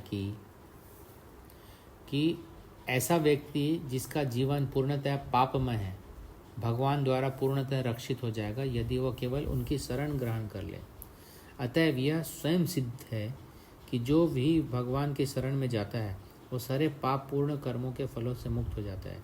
यदि वह भगवान के यहाँ अपराधी भी होता है तो भी भगवान को पवित्र नाम का जप हरे कृष्ण कृष्ण कृष्ण हरे हरे हरे राम राम राम हरे हरे का कीर्तन करने से उसका उद्धार हो जाता है। दूसरे शब्दों में हरे कृष्ण कीर्तन समस्त पापों को विनष्ट करने के लिए लाभप्रद है, किंतु यदि कोई भगवान नाम का अपराधी होता है तो उसके उद्धार का कोई गुंजाइश नहीं होता। ये सबसे इम्पोर्टेंट बात है हम सब के लिए। यहाँ पे बताया गया कि भगवान है ना रक्षा करते हैं, पूर्णतः रक्षा करते हैं, लेकिन हम उनके शरण में जाना चाहिए। ठीक है। शरण में जाने का एक तरीका है उनके नाम का कीर्तन करना। उनके नाम का कीर्तन करने से मतलब ये उद्देश्य ये नहीं है कि उनका नाम कीर्तन करने से हमारा पाप मुक्त हो जाएगा इसलिए नाम का कीर्तन करना चाहिए। उद्देश्य यह है कि उनका नाम का शरण जाने से ही हमारा सब पाप मुक्त हो जाता है। तो ये भावना से कि पाप से मुक्ति करना, इसलिए हम पाप करेंगे और फिर भगवान का नाम ले लेंगे, ये एटीट्यूड गलत है। एटीट्यूड ये है कि भगवान जो है अपाप विद्धम है।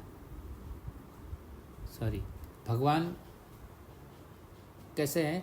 जैसे उनके कांटेक्ट में कुछ भी आ गया वो सबको शुद्ध कर देते हैं। शुद्ध्यन्ते शुद्धयंती, वो शुद्ध कर देते हैं वो। तो अगर पापी भी व्यक्ति उनके कांटेक्ट में आएगा तो पापी व्यक्ति शुद्ध हो जाएगा, पुण्य व्यक्ति तो हो ही जाएगा। तो भगवान के नाम में इतना शक्ति है कि सारे पाप नष्ट हो जाते हैं, सारे पाप नष्ट हो जाते हैं उनके नाम से। तो अभी आगे जो हम पढ़ रहे हैं वो ये है chanting of the Holi names. भगवान के नाम जप करने का अगर सही चेतना नहीं है तो भी अपराध होता है उसमें।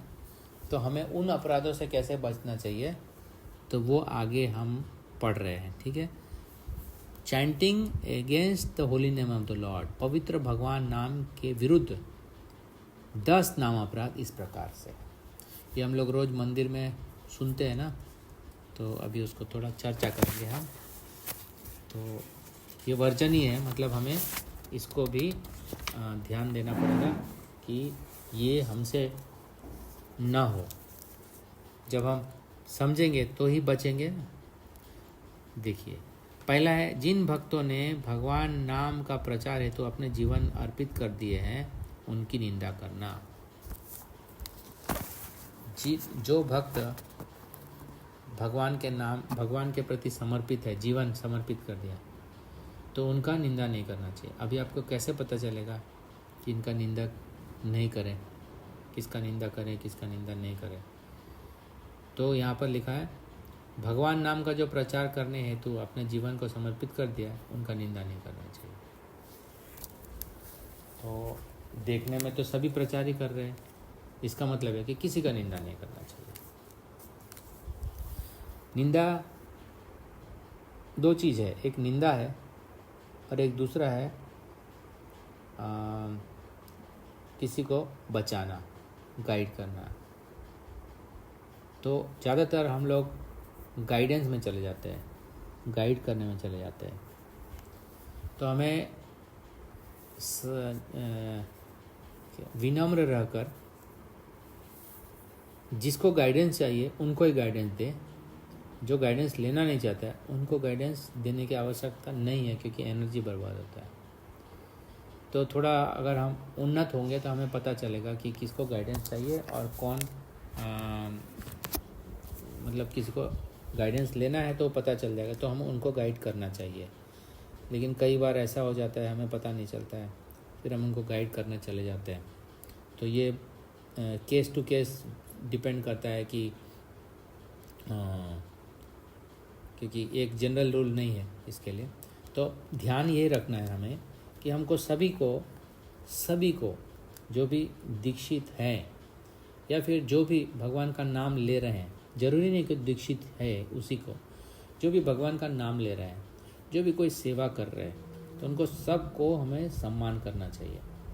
और ख़ास करके जो प्रचार कर रहे हैं, जो अपने जीवन को समर्पित कर दिए हैं, उनके प्रति कोई अपराध ना करें। यानी कि कुछ बोले नहीं, मतलब ऐसा बोले तो उनको नहीं बोलते, लेकिन क्या होता है कई बार क्या होता है उनको नहीं बोलते, किसी और को बोलते उनके बारे में, तो ये हो गया निंदा।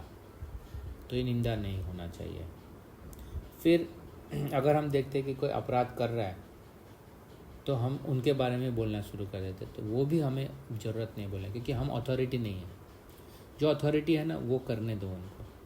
या फिर अगर हमें बोला गया कि आप उनका ध्यान रखो, तब हम ऐसा कर सकते हैं, नहीं तो हमें अपने साधना पर ध्यान देना चाहिए और निंदा से बचना चाहिए, ठीक है।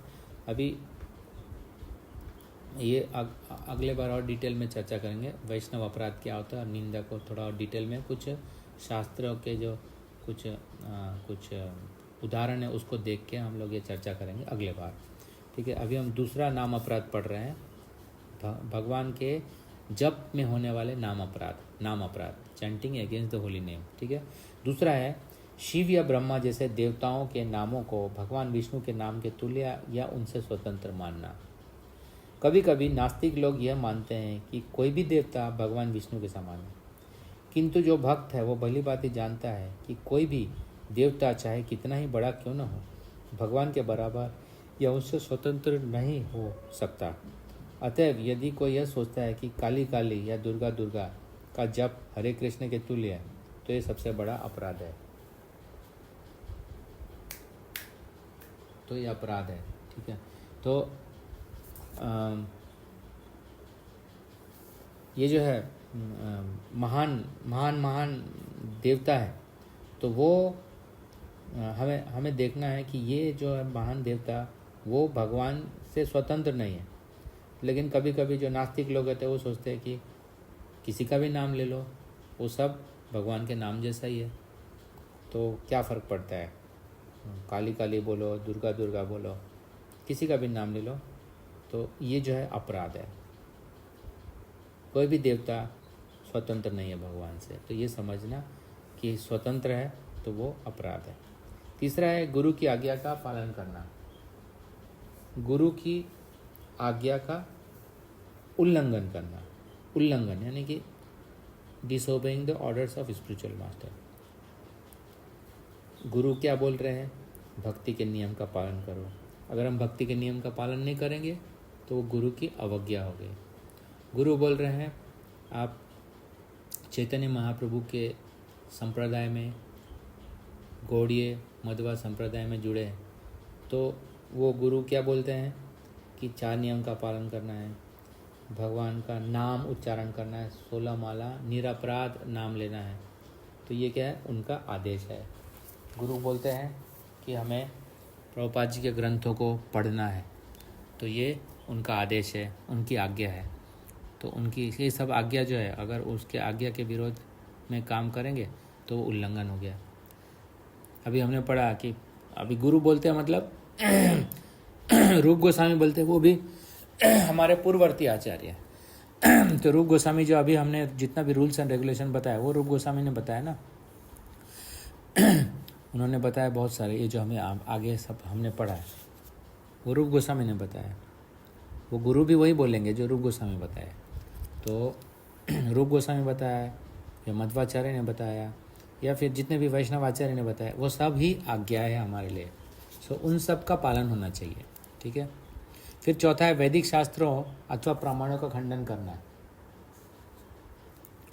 वैदिक शास्त्र, वैदिक साहित्य है, वैष्णव शास्त्र है, वो सब, और फिर प्रमाण भी है। जैसे प्रमाण देते हैं ना कि भगवान ने गोवर्धन उठाया, है ना, ये प्रमाण है शास्त्र में, श्रीमद् भागवतम में प्रमाण है।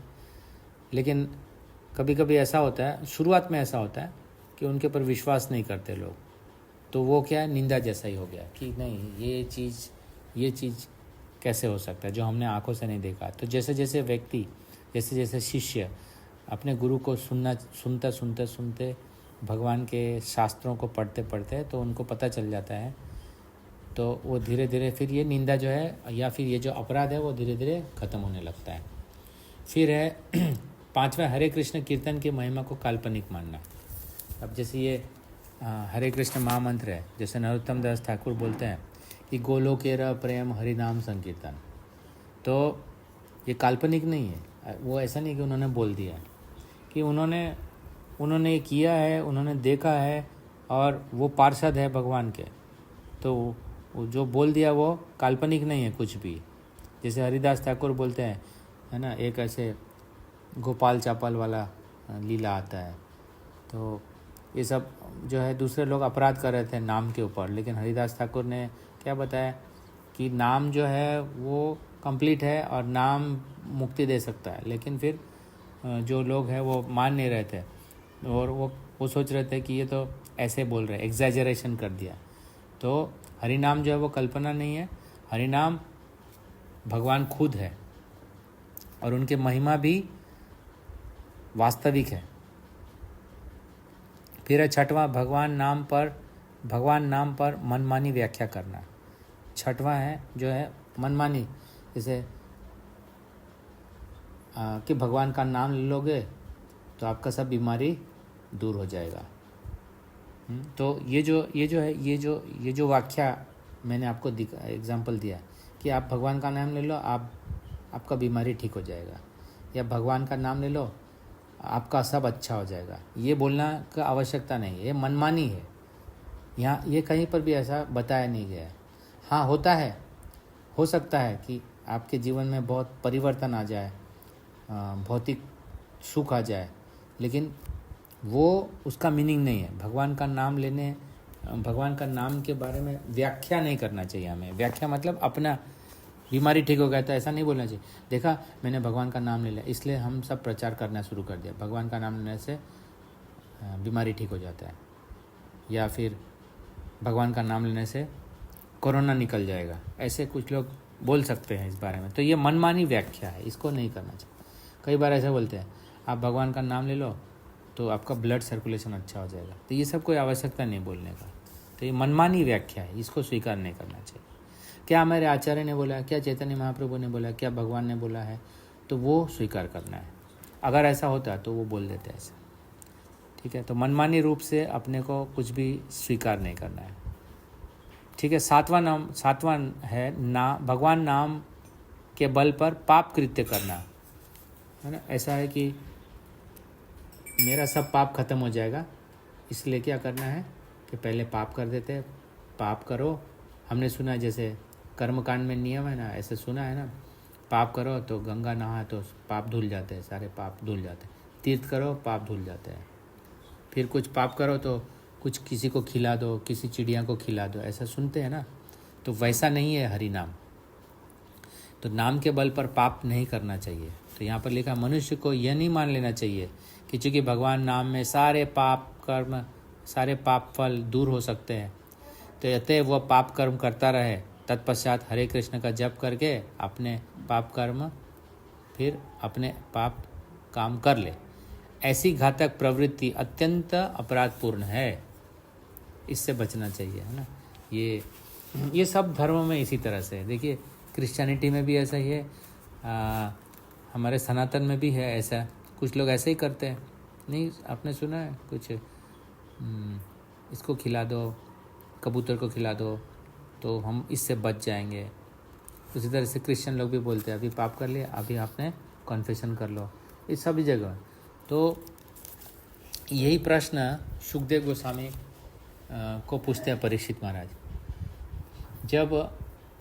जब पता है कि पाप करने के बाद अपराध को भोगना पड़ता है, फिर से अपराध करने के बाद फिर पाप करते हैं,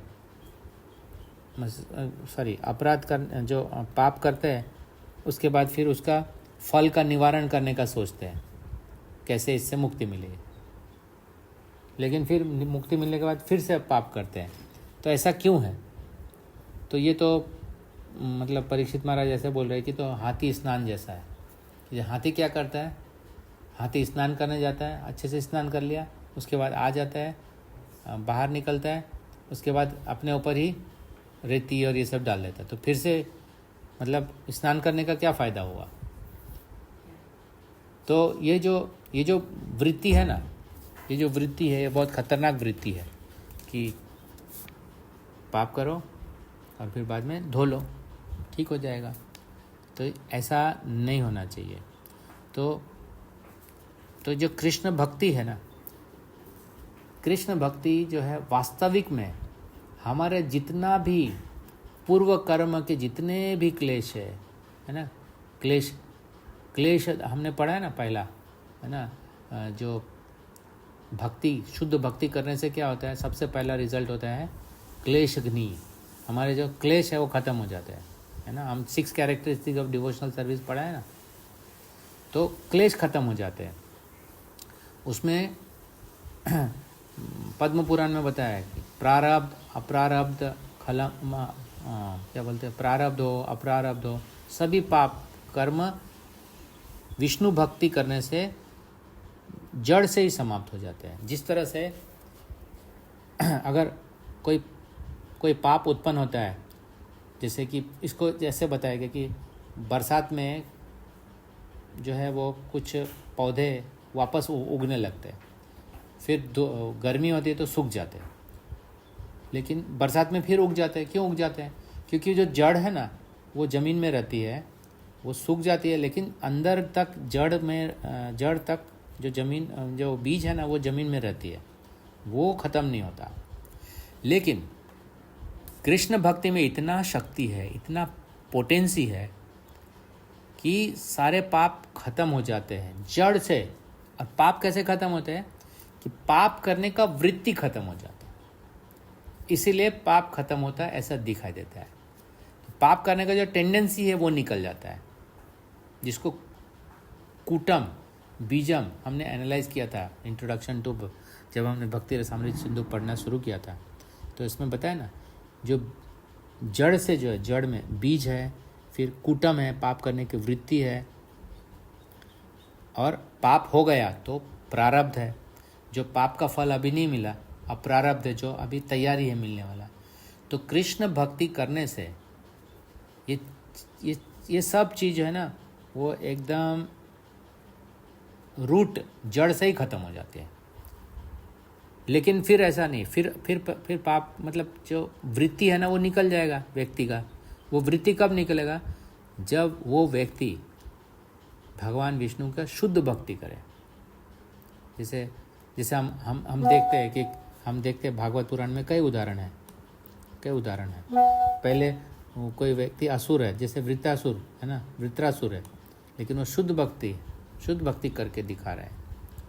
तो आप देखते हैं उनके जीवन में असुर परिवार में जन्म हुआ, लेकिन क्योंकि शुद्ध भक्ति किया तो अगला जीवन उनको ऐसा मिला, भगवान के धाम चलेगा। क्योंकि जो वृत्ति ही नहीं है उनमें, वो वृत्ति जो है चीटिंग प्रोपेंसिटी था, पाप करने का वृत्ति सबसे इम्पॉर्टेंट चीज़ है। ये पाप करने का जो वृत्ति है वही खत्म हो गया। क्यों वृत्ति खत्म हो गया? क्योंकि हृदय शुद्ध हो गया, भगवान के नाम से हृदय शुद्ध हो गया। तो ये खास बात है विष्णु भक्ति में। तो ये हमें यही धन है। इसी कारण भगवत धाम इज गारंटीड। लेकिन वही है कि ऑफेंसलेसली चैंट करेंगे, ऑफेंसलेसली। तो 3 तरह के चैंटिंग होते हैं। एक, हम भगवान का नाम जो है वो अपराध के साथ लेते हैं, फिर थोड़ा समझते हैं अपराध। जैसे अभी हम अपराध, ये पहले हमने अभी 7वां पढ़ लिया, अभी 8वां पढ़ते हैं। हरे कृष्ण कीर्तन को वेदों में वर्णित एक शुभ सकाम अनुष्ठान के कर्मकांड मानना 8वां अपराध है। अभी हमने पढ़ा 8वां अपराध है कि इसको ऐसा नहीं समझना कि वेदों में वर्णित है कोई शुभ काम कर्मकांड, जैसे ही ये है हरे कृष्ण महामंत्र है, वैसा नहीं है। तो ऐसा मानना, शुभ कर्मकांड मानना अपराध है। उसी तरह से अश्रद्धालुओं को भगवान नाम की महिमा का उपदेश देना, वो भी अपराध है। और 10वां अपराध है कि इस विषय में अनेक उपदेशों को समझ लेने के बाद भी पवित्र नाम का कीर्तन में पूर्ण श्रद्धा न रहना और भौतिक आसक्ति बनाए रखना, ये 10वां नाम अपराध है। तो ये 10 नाम अपराध के साथ अगर हम इसमें से 10 नहीं, कुछ एक भी अपराध रहेगा या 2 भी रहेगा, तो भी हम इसको अपराध में गिना जाएगा। अपराध में गिना जाएगा तो फिर शुद्ध भक्ति नहीं होगा। लेकिन वो तो 3 तरह के चैंटिंग होते हैं। पहला है अपराध के साथ, बिना अपराध। जैसे हम शुरू में हम माला करने बोलते हैं ना, इन लोगों को हमें भी बोला गया था, तो हमें पता नहीं था कि अपराध क्या होता है। धीरे धीरे पता चला कि अपराध ये होता है। ये हो गया 10 नाम अपराध जो अभी हमने पढ़ा। तो अपराध ये हो गया ना कि जैसे कि निंदा नहीं करना चाहिए भक्तों का। दूसरा है देवताओं को स्वतंत्र नहीं समझना चाहिए। ये सब अपराध हो गया। तब जब हम सुनते हैं तब हम समझने लगते हैं कि नहीं, भगवान विष्णु स्वतंत्र है, भगवान विष्णु के ऊपर सब आधारित है। फिर हम समझते हैं कि भगवान ही जो है सृष्टि चलाते हैं, भगवान से ऊपर कोई नहीं है। ये सब जब गहरापन हम में आता है, ये कब आता है? जब हम भक्तों का संग करते हैं, उनसे यही सुनते हैं, फिर और भगवान के गुणों का सुनते हैं, गुणगान सुनते हैं, भागवत पुराण सुनते हैं, भक्तों का चर्चा सुनते हैं, परीक्षित महाराज का कैरेक्टर सुनते हैं, युधिष्ठिर महाराज को सुनते हैं, नारद मुनि की शुद्धता को सुनते हैं। तो ये सब प्रहलाद महाराज के तपस्या को सुनते हैं, ध्रुव महाराज की तपस्या को सुनते हैं। तब हम क्या तब हम सेकेंड लेवल पे जाते हैं। वो है कि अब हम अपराध से बचने का प्रयास करते हैं। जब हम समझ ले कि अपराध क्या है तो बचने का, तो that is called as a clearing stage. तो पहला ऑफेंसिव स्टेज है, अपराध के साथ करते हैं माला। दूसरा जो है अपराध को वर्जन करना चाहते हैं लेकिन अभी हमारा योग्यता नहीं है, हमारे में जो लेवल है वो अभी कम है, इसलिए धीरे धीरे इसमें हम प्रगति करते हैं। तो क्लियरिंग स्टेज है, जो अपराध से बच के माला करते हैं। और तीसरा जो है, जब हम सारे अनर्थ हों, हमारे जीवन से सारे अनर्थ खत्म हो जाते हैं, तब हमारा अपराध रहित माला होता है, और वो है जिससे भगवान बहुत प्रसन्न होते हैं। तो उस स्टेज पर हमें पहुंचना चाहिए हम सबको। तो हम अलग अलग प्रकार के भक्त हैं, कनिष्ठ है, मध्यम है, हम सब कनिष्ठ हैं, लेकिन हमें उत्तम भक्ति करना चाहिए और उत्तम से और आगे बढ़ने का प्रयास करना चाहिए। तो अगले बार हम और ये अपराध के बारे में और थोड़ा चर्चा करेंगे, और वैष्णव अपराध के बारे में भी चर्चा करेंगे अगले बार। तब तक के लिए यहाँ पर मैं विराम देता हूँ। तो अभी आपके लिए कुछ प्रश्न या कुछ बोलना चाहते हैं तो बोल सकते हैं।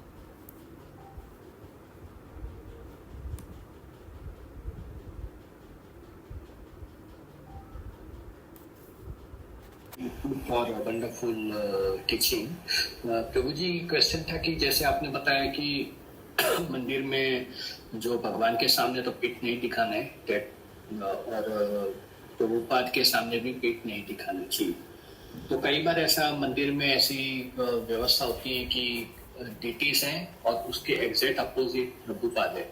तो अगर हम डीटीज के सामने खड़े होते हैं तो नेचुरली वो हम प्रभुपाद को बैक करते हैं, या तो फिर प्रभुपाद को हम हैं सामने तो नेचुरली वो मतलब वो पोजीशन हमारी डीटीज को बैक हो जाती है। तो उस सिचुएशन में क्या कर सकते हैं?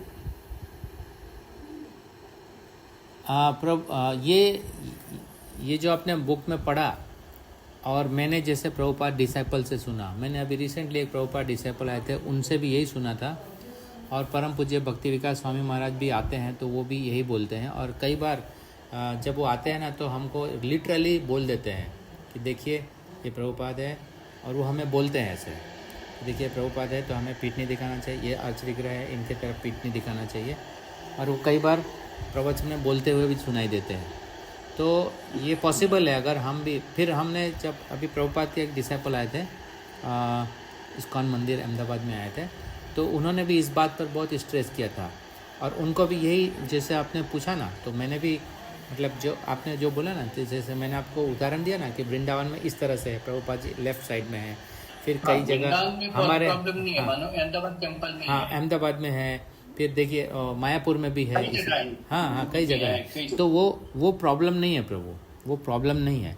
खाली हमको इस बारे में वो अवेयरनेस होना चाहिए। जैसे कि उस समय जब वो प्रभु जी आए थे, प्रभुपाद डिसाइपल, उनका नाम था